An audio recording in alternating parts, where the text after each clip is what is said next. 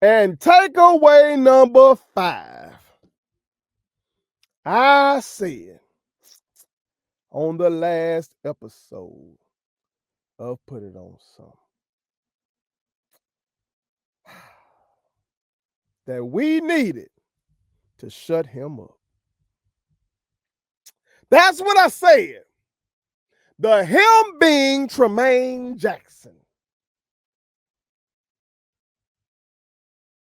Instead, that motherfucker tried to shut me up.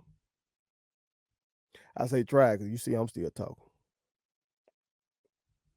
I'm still here. But he talked that talk. And he walked that motherfucking walk.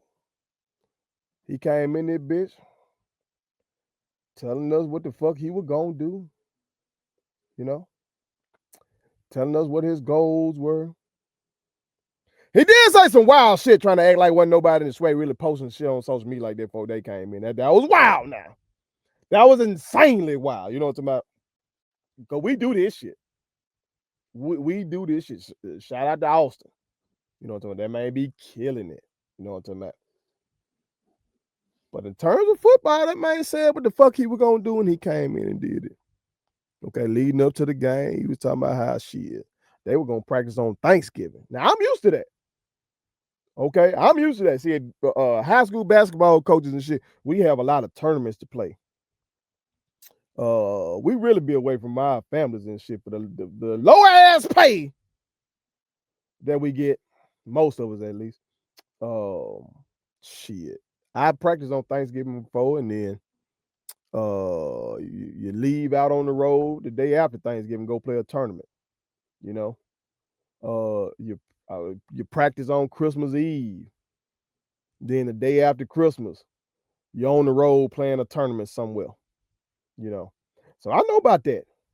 And so this man says, shit, here at Prairie View A&M, we practice on Thanksgiving.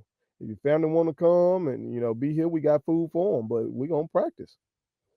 No, just the mind state. You know what I'm talking about? And I'm not saying anything was wrong with what Coach Taylor did by not practicing on Thanksgiving. I'm not saying that, cause hell, obviously we did the same thing last year and it worked.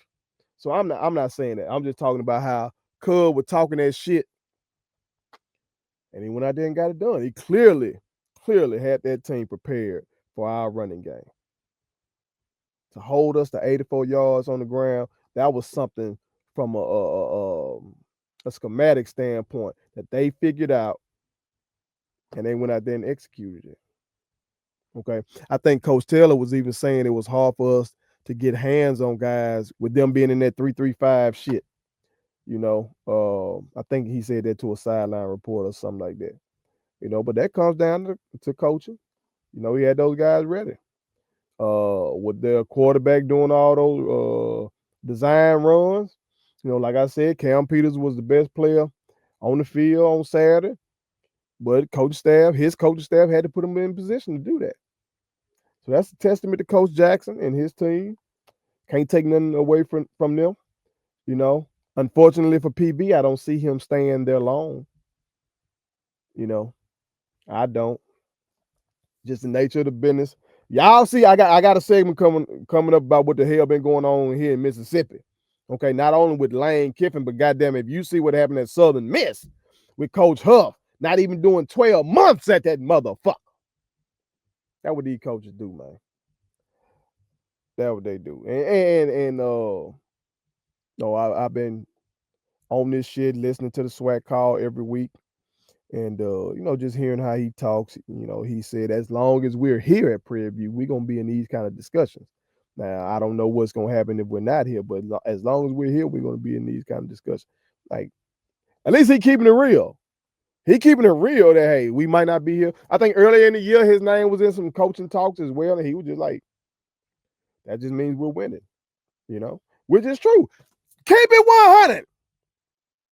I'd rather somebody keep it 100 with me, But while he's there, seems like they're gonna be well coached.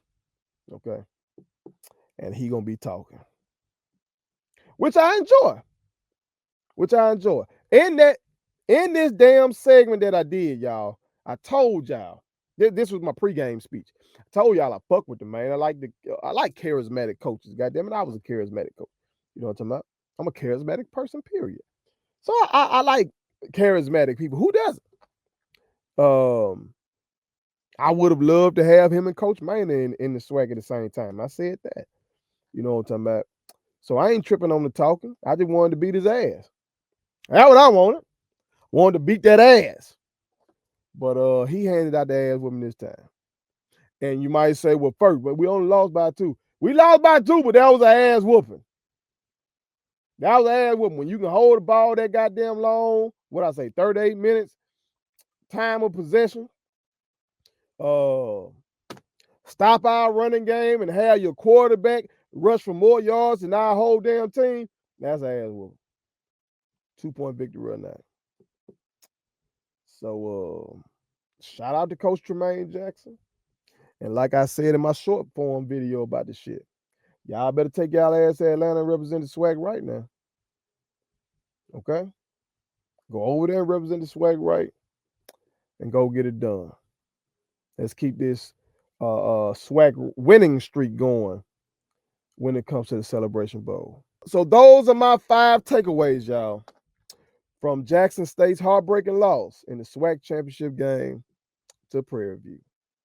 Put it on some. I appreciate you watching. I think you'll enjoy these other videos too, so check them out now.